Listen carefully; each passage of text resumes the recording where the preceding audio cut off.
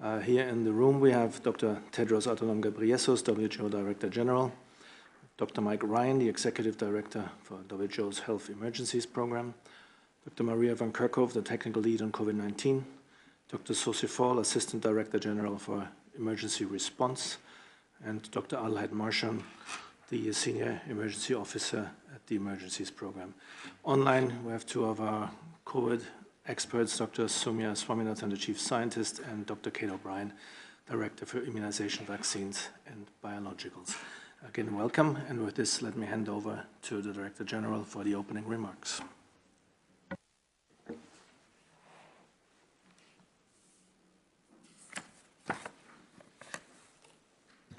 Thank you. Thank you, Christian. Good morning, good afternoon, and good evening. This Friday marks 2 years since we said that the global spread of COVID-19 could be characterized as a pandemic. As a reminder, we made that assessment 6 weeks after we declared COVID-19 a global health emergency, when there were fewer than 100 cases and no deaths outside China. 2 years later, more than 6 million people have died. Although reported cases and deaths are declining globally, and several countries have lifted restrictions, the pandemic is far from over, and it will not be over anywhere until it's over everywhere. Many countries in Asia and the Pacific are facing surges of cases and deaths. The virus continues to evolve, and we continue to face major obstacles in distributing vaccines, tests, and treatments everywhere they are needed. WHO is concerned that several countries are drastically reducing testing. This inhibits our ability to see where the virus is, how it's spreading, and how it's evolving. Testing remains a vital tool in our fight against the pandemic, as part of a comprehensive strategy. Today, WHO has published new guidance on self-testing for COVID-19, recommending that self-tests should be offered in addition to professionally administered testing services. This recommendation is based on evidence that shows users can reliably and accurately self-test, and that self-testing may reduce inequalities in testing access. How countries use self-testing will need to be adapted according to national priorities, local epidemiology, and the availability of resources with community input. We hope that our new guidance will also help to increase access to testing, which is too expensive for many low-income countries, where these tools could play an important role in expanding testing.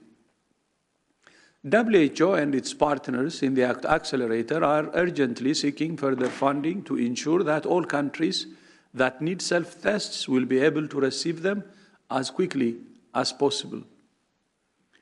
In readiness for these guidelines, WHO has contacted manufacturers to encourage them to apply for pre-qualification of self-tests.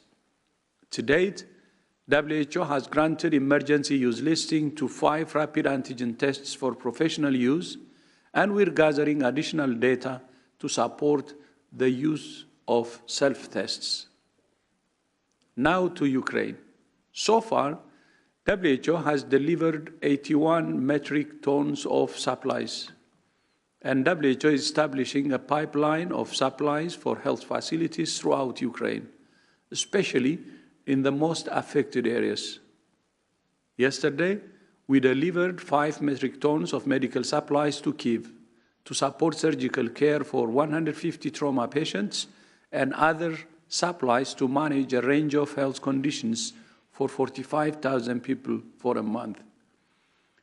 More supplies will be distributed today, and we have 400 cubic meters of supplies waiting to be transported to Ukraine from our logistics hub in Dubai.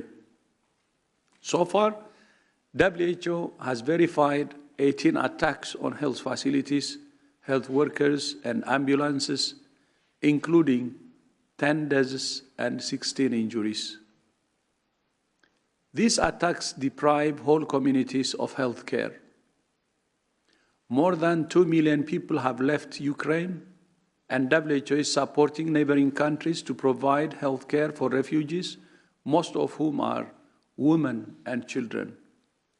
Some of the main health challenges we see are hypothermia and frostbite, respiratory diseases, lack of treatment for cardiovascular diseases and cancer, and mental health issues.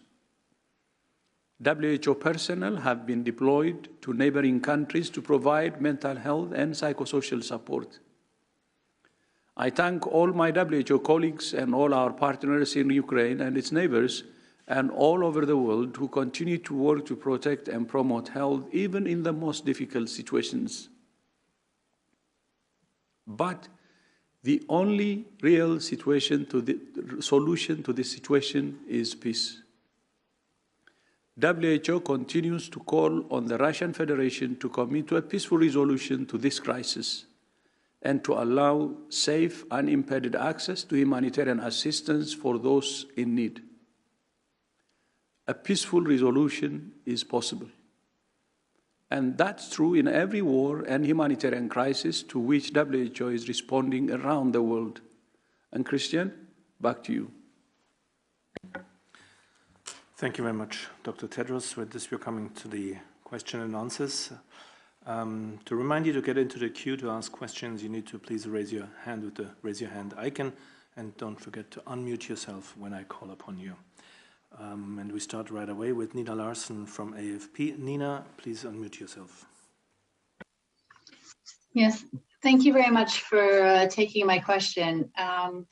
I was wondering, first of all, you mentioned the attacks on healthcare. If you've documented these attacks, do you think would that be possible to use as proof for war crimes? Because I guess it is a war crime to attack healthcare. And on a separate issue, I was just wondering about the radiation fears that are going around. Should we all be stocking up on iodine, and especially within Ukraine? Thank you.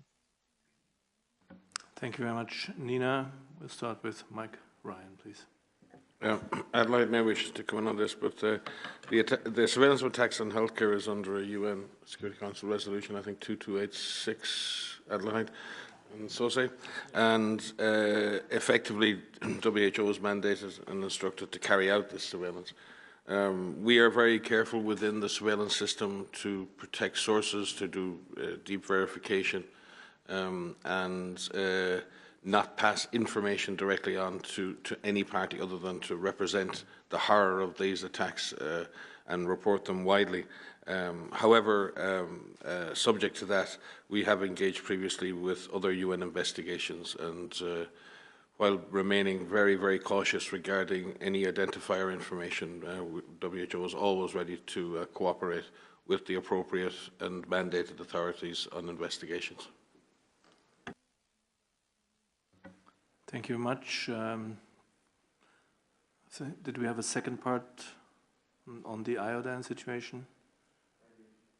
Sorry, I didn't quite catch the second part. Whether we should stack up all on iodine now because of the radiation risks. Yeah, I think the IAEA are leading on this. Dr. Tedros has had conversations with the Director General of IAEA. We are part of a radiation and medicine emergency response network, which is led by IAEA under the leadership of Dr. Janet Carr here at WHO. Clearly, we have raised the issue of chemical and bioradionuclear safety right since the beginning of this pandemic. We've worked to ensure that high-threat pathogens all over Ukraine were autoclaved and destroyed. We have worked on ensuring and monitoring for any attacks or any damage to chemical installations as well as nuclear installations.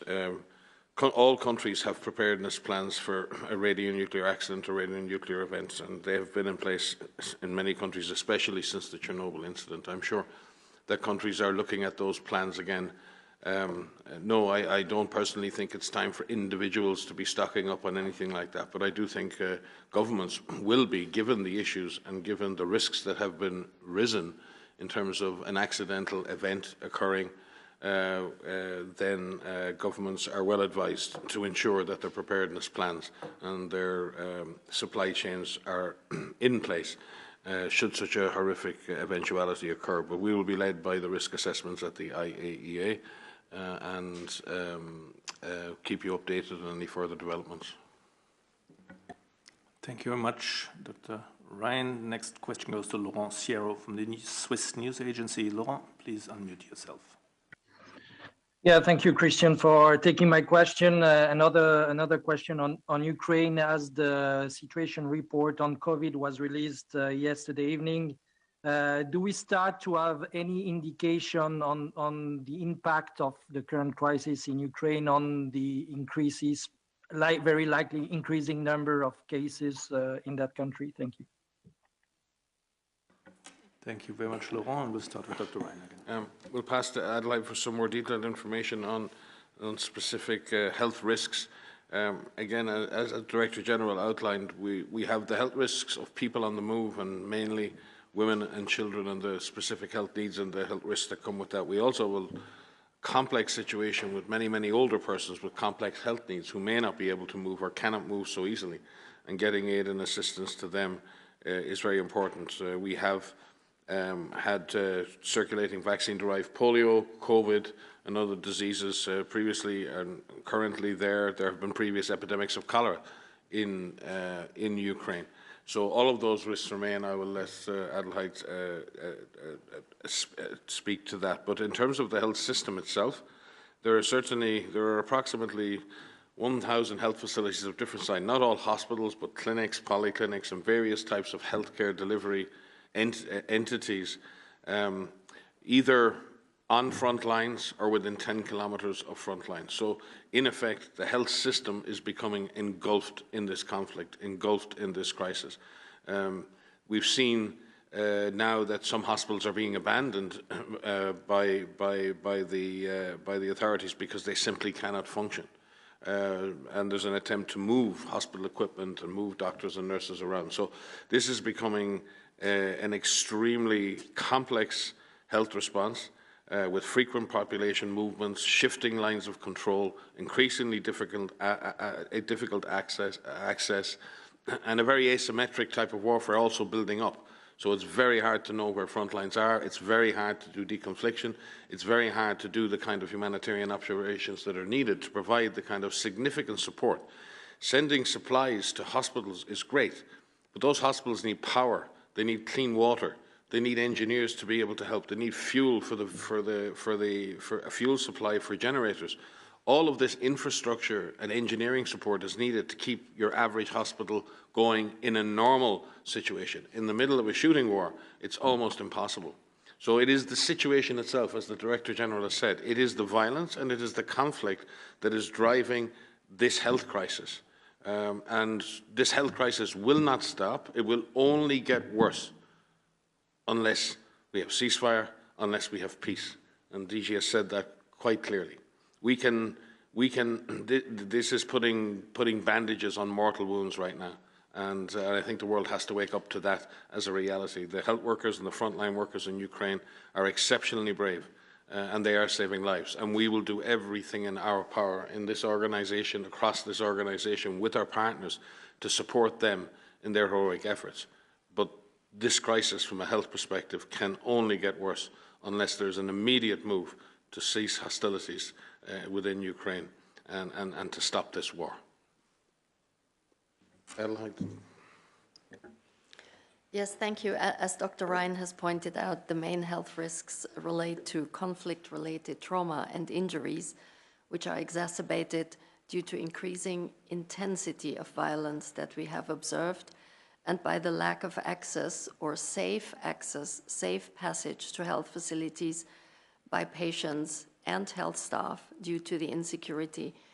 We see risks of excess illness and death from non-communicable diseases that we have pointed out right from the start, and we are tracking that. Risk of the emergence and spread of infectious diseases such as measles, polio. COVID-19 has been mentioned already, and related COVID-19, we have to say, remarkably, Ukraine has maintained its COVID-19 surveillance and response system And we have noted in the last week 731 COVID-19 deaths. The numbers of cases seem to decrease, but as Dr. Ryan has pointed out, due to population movements and disruptions, we will have to look very, very carefully at that and will monitor any increased risk in relation to that. We have further health risks related to mental health, psychosocial health. People are very, very stressed, affected. The most vulnerable people are those that cannot move. They cannot go outside because they have a chronic disease. Older people, often with mental disease for a prolonged amount of time, that cannot access medicines and their regular treatment. Otherwise, we have also identified an escalated risk of gender-based violence as women, children, and the elderly travel and stay at reception centers or apartments or remain alone. And of course, issues around maternal health. We see many children and women on the move, and therefore childhood illnesses are also very important to keep in mind. Thank you very much. This was Dr. Marchand, Senior Emergency Officer at the Health Emergencies Program, now with Dr. Fall, Assistant Director General for Emergency Response. Merci Christian. Juste pour ajouter un point sur la complication, la situation de COVID-19. Comme vous le savez, nous avons déjà signalé une baisse significative du nombre de tests donc, en Ukraine, mais aussi avec les mouvements de population et les personnes âgées qui ne peuvent pas se déplacer, qui n'ont pas accès aux services de santé. Nous avons aussi parlé de l'interruption de l'approvisionnement en oxygène. Nous avons au moins 10 unités de production et de stockage de l'oxygène liquide qui ne fonctionnent pas. Nous travaillons avec nos partenaires pour maintenir donc, la distribution d'oxygène, que ce soit avec les hôpitaux formels ou les hôpitaux temporaires qui prennent en charge les personnes déplacées. Et nous sommes obligés de combiner plusieurs approches donc, de production locale d'oxygène, mais aussi à partir des autres pays, avec une difficulté dans le transport, parce que le transport ne peut pas se faire jusqu'à l'intérieur de l'Ukraine. Donc, arrivé au niveau de la frontière, il va falloir transférer donc, les citernes d'oxygène d'un camion à un autre pour permettre la distribution à l'intérieur de l'Ukraine. Donc, il faut s'attendre à une augmentation, malheureusement, donc, du taux de létalité à COVID-19, mais nous travaillons pour minimiser l'impact. Mais la situation est très complexe.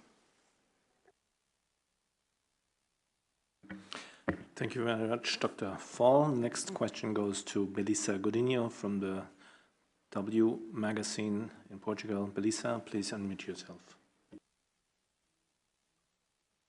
Thank you for taking my question.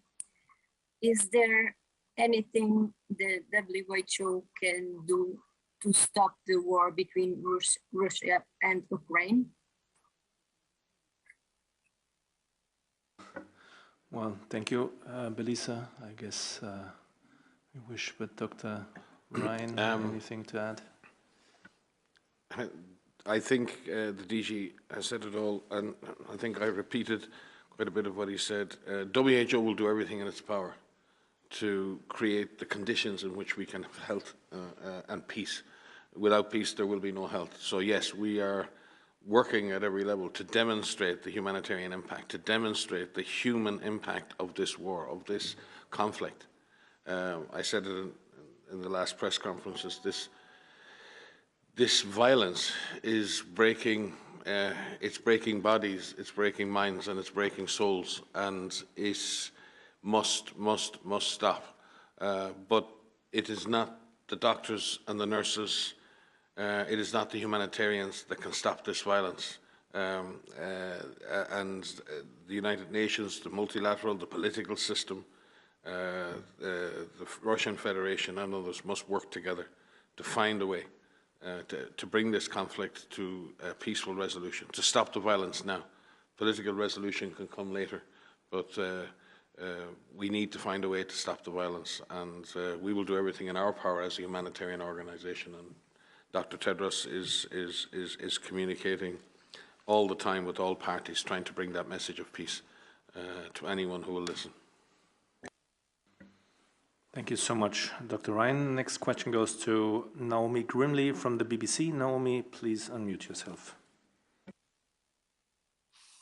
Yes, hello. We have heard reports that there's been panic buying of medicines in Russia and that stocks are running low in that regard. Is there anything you can do to make sure that supplies are kept open to ordinary Russians?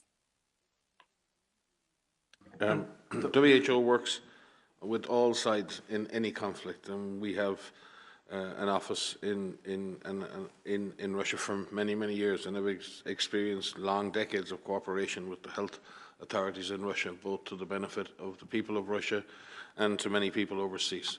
So we will continue to work. I'm not aware of the reports that you've outlined, but again, as an organisation that is focused entirely on humanitarian impartiality and bringing aid and assistance to all those who need it, we will do our best to work with all sides and ensure that any request for assistance from the Russian Federation is met with the same response that we have given to the suffering of the people in Ukraine.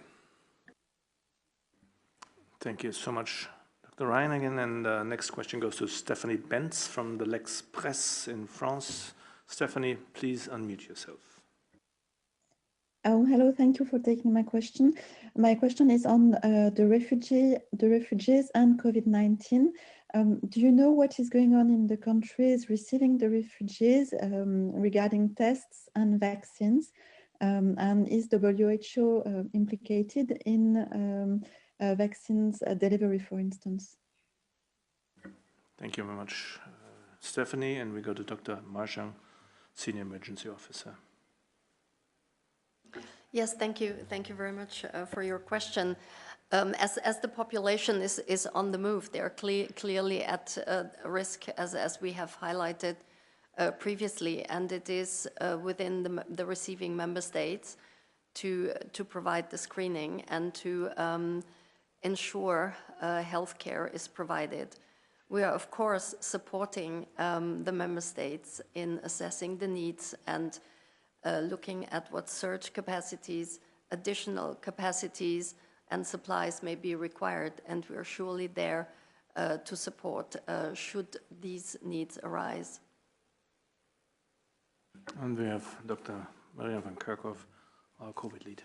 Thanks. So just to supplement what Adelheid has said, certainly this pandemic is not taking a break, despite the fact that we have this war, despite the fact that we have challenges, and many countries are facing challenges right now. Unfortunately, this virus will take opportunities to continue to spread.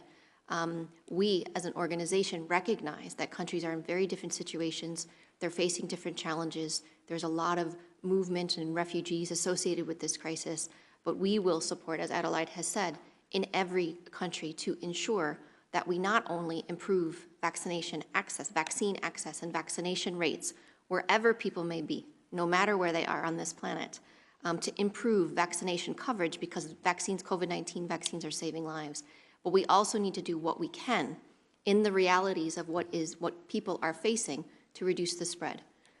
So we will continue to work with all countries, with countries that are receiving refugees, to ensure the best care that they can receive, that testing continues, that vaccination continues, and that we support the people in making sure that they get the care, whatever care that may be, including for COVID-19, wherever individuals are. So the pandemic will not stop because of conflicts. It will just take advantage of those situations. And so we also remain focused on ensuring that we increase vaccination coverage around the world and reduce the intensity of spread.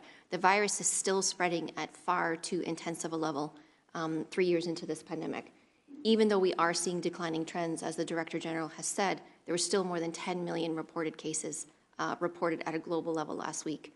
And we know this is an underestimate because testing rates have declined dramatically around the world. So this is something we have to remain vigilant for, again, recognizing the challenges that all of us face. And Dr. Ryan, please.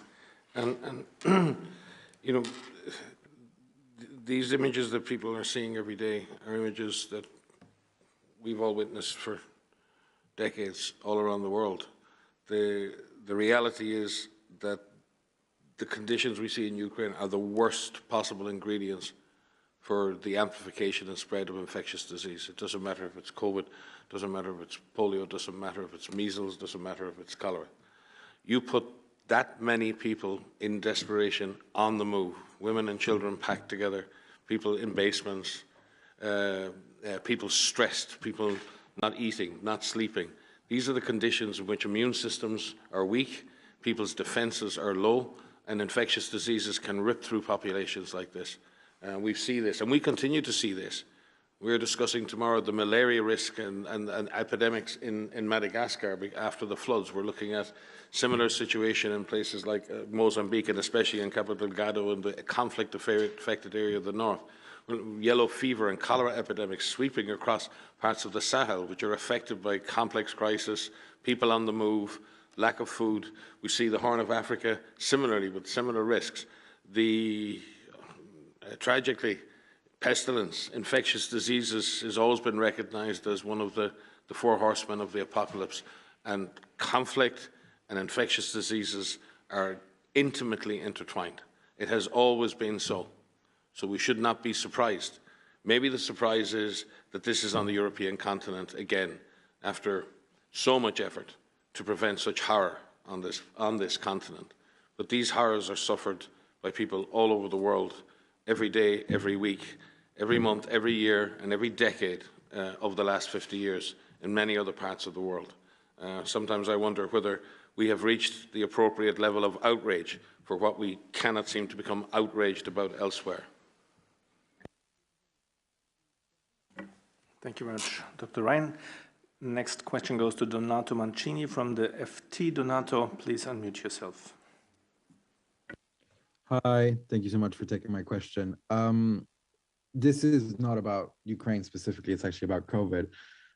Is WHO aware of the Delta Omicron recombination made public yesterday? Could you explain to us what a recombination is? Where has it been found? Are you worried? Why are you worried, or why are you not worried? When should we expect to have more data? Does it have a name? Is it a separate variant? Will you be naming it separately? And what is WHO doing more specifically? On a broader note, I know that you have been talking about the wind down of testing. What does this say about the importance of keeping good enough surveillance and testing active, even if it appears that the pandemic is receding, even though it's not? Could you talk a bit about how important it is to keep active surveillance? Thank you. Thanks so much, Donato, and we go to Dr. Van Kerkhove. Yeah, thanks, Donato, for the question. So yes, we are aware of this recombinant. It's a combination of Delta AY.4 and Omicron BA.1. It's been detected in France, it's been detected in the Netherlands, it's been detected in Denmark, but there are very low levels of this detection. I'll start with your second part of the question. Testing remains absolutely critical as part of the COVID-19 response. It's about making sure that we have good testing, intelligent testing, strategic testing, not only to monitor the variants and virus evolution, but to ensure that people know where the virus is and to get the appropriate care that they need, for health workers to be able to get patients into that clinical care pathway as quickly as possible so that we can save as many lives as possible. The recombinant itself, this is something that is expected given a large amount of circulation, the intense amount of circulation that we saw with both Omicron and Delta. If we remember, with the emergence of Omicron, in some countries, the wave of Delta had already passed, and so circulation was at a low level. But in other countries, in Europe, for example, Delta was still circulating at quite a high level when Omicron emerged. So there's very good surveillance in many countries right now.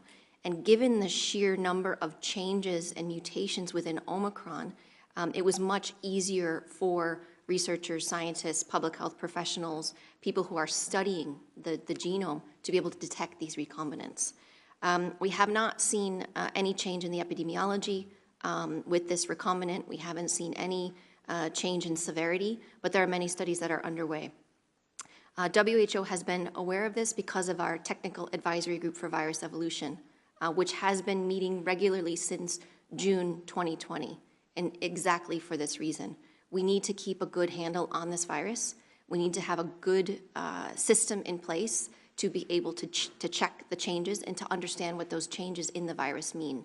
Unfortunately, we do expect to see recombinants because this is what viruses do. They change over time. We're seeing a very intense level of circulation. We are seeing this virus infect animals with the possibility of infecting humans again. So again, the pandemic is far from over. And not only do we need to focus on saving people's lives and reducing severe disease and death, we also have to focus on reducing the spread. We cannot allow this virus to spread at such an intense level. It doesn't mean locking people down, locking people in their homes. It means using simple tools and a layered approach. So it's really critical that we have testing, and it's really critical that we continue with sequencing, that we have good geographic representation of sequencing around the world, and that the systems that have been put in place for surveillance, for testing, for sequencing, right now be reinforced, that they are not taken apart because we have to move on to the next challenge. We need all countries, high income, low income, middle income, to strengthen systems because they will benefit not only this virus, but any future threats that we face. So this is something that's on our radar. It's something that we are monitoring. We discussed it at the TAG VE on Monday again, and with thanks to colleagues in France, the Netherlands, and Denmark for sharing ongoing work there. So it's a work in progress, but these are the systems that we have in place, and so we will update you on any new information that we have as soon as we have it.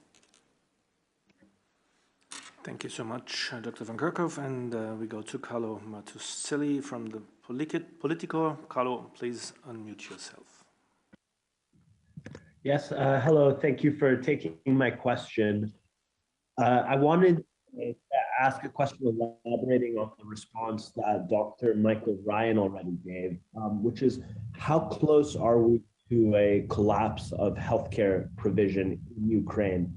Is this an imminent risk? And also, if you're able to elaborate at all on the situation in Mariupol, that would be great. Thank you. And Dr. Ryan. It very much depends where you are in Ukraine. The Ministry of Health in Ukraine continued to do an outstanding job in keeping the basic health system running. But there are obviously different scenarios. There are areas of Ukraine in which there is relative calm, a lot of fear and a lot of stress, but relative calm and access, and those systems are working. There are other areas that are approaching areas of conflict, and again, there's limited services there as people are on the move and moving away. Then there are areas that are within 10 kilometers of conflict where access is very difficult. And even now, people feel fearful in going to those health facilities because they fear that they'll get caught up in crossfire or they'll get caught up in some negative situation if they try to access healthcare. And then there are obviously facilities right on the front line, and then there are facilities that are on the opposite side of the control line. So there's a whole range of scenarios that are playing out. And as both Adelheid and myself said, as the conflict intensifies and fragments and becomes very asymmetric, it is very hard to see. There are many front lines. And that's very difficult. We have dealt with this for years in places like Syria particularly. It's very complex and very difficult to deal with. So no, I do not think the healthcare system in Ukraine is on the point of collapse. I think it has been remarkably resilient given the stress it's come under. But there are certainly elements of that healthcare system, particularly those parts of the infrastructure and the workforce that are working on the front lines, that are coming under intense pressure. And as I said, many of those hospital facilities are now being abandoned, are moved away from because they're in too much in the centre of the conflict. So if the conflict continues to extend, if we cannot get supplies and support, engineering and other support, and emergency medical teams and others to give those doctors and nurses relief. And again, remember, doctors, nurses, and all of the frontline healthcare staff in these situations, they're not getting time off. They're not going home in the evening or at the weekends. They're not going on picnics. These staff are working 24/7, and they're getting exhausted. And when we talk about attacks on healthcare, we're not just talking about attacks on infrastructure. The very situation that is there is an attack on those healthcare workers, because they cannot maintain and sustain this effort for very long. We are in awe and inspired by their efforts, but it cannot continue forever. But it has held up remarkably well, given the stress that it's come under. I don't know, Adelaide, if you want to add. Just to highlight, in addition, that we are coordinating access for more emergency medical teams. Indeed, one of the objectives is that we are taking away pressure from the health system in some areas. We're trying to increase the capacities to cope and to establish some medical evacuation pathways in certain areas in the West, and trying to assess clearly, of course, also how that is possible in the eastern part, which we know is more affected right now. Thank you very much, both. We have another question from Ari Daniel from the NPR. Ari, please unmute yourself. Yes, hi there. Thank you so much for this briefing. A couple questions. One is around multi-drug resistant tuberculosis in Ukraine and neighboring countries. And I'm just wondering what you've seen in terms of the impact of the conflict on it and in treating people with it. And also, just to clarify, you've talked about infections like measles and polio, but it sounds like you haven't seen any definite spread yet, right? It's just the likely possibility for it. Thank you, Ari. And looking at Dr. Marchand first, or Dr. Sosifol, actually. Thank you for the question. We are using a risk-based approach on the public health need assessment. If you look at the risk, of course, when you have disruption of health services, any infectious disease and non-communicable diseases will be difficult to manage, both for people staying, but also for people moving.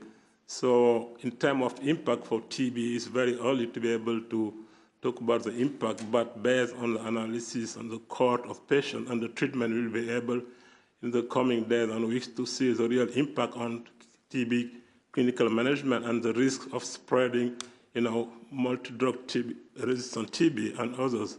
For measles, mainly based on risk because of the disruption of the immunization program.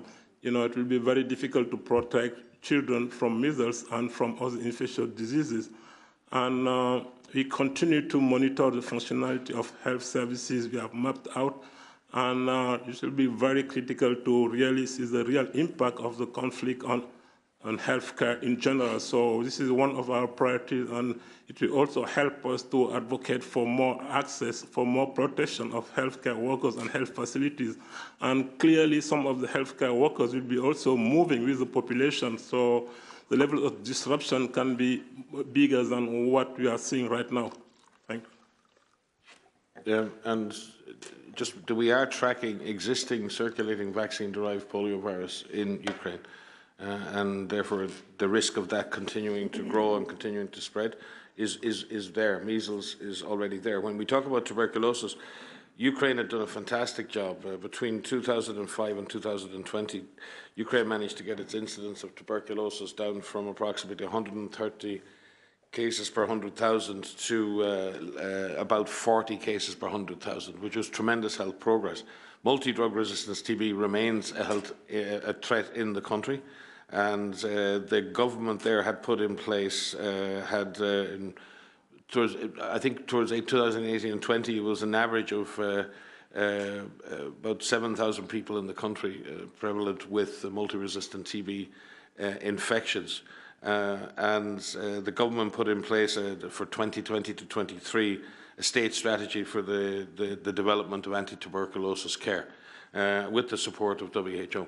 So the government was on track to really bring this difficult public health problem under control, was making great progress. And this is the price of war. It's not just the price paid in wounds and the price paid in injuries or even epidemics. It is the fact that years and years and years and decades of progress in important public health areas like tuberculosis are lost, sometimes in days or weeks. And that threatens everybody. multi-resistant tuberculosis is a deadly disease. It is a disease that can spread, and we are, as I said previously, creating the conditions in which these years of progress are being lost. So you're right to raise the issue of TB. The problem in a conflict like this is no matter how good the infrastructure was before in surveillance, the signals of something being really badly wrong with an epidemic come late. It's hard to count, it's hard to see, it's hard to test.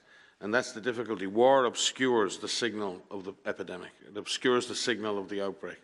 It means we're late, and we're not only late, but we end up not being able to have access to respond and contain.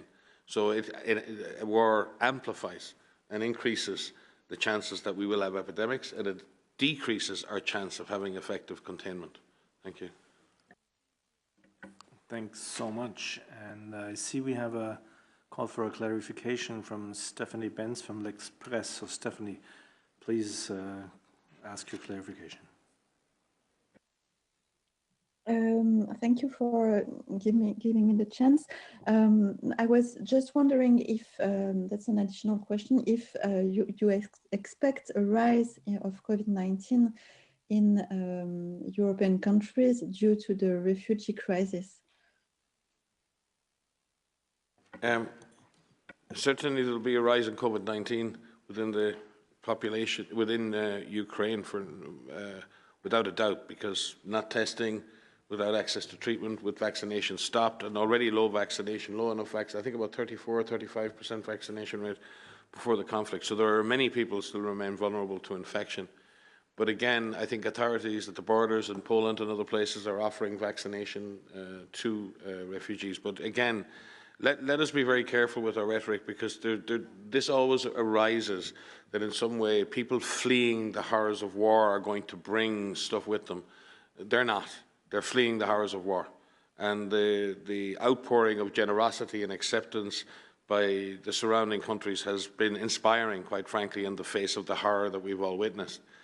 The health authorities will take care and provide healthcare prevention and protection to those refugees crossing, and there will not be an issue related to that. And those refugees fleeing are not going to drive numbers up in Europe. Europe has plenty COVID as it stands, and it's got to deal with that.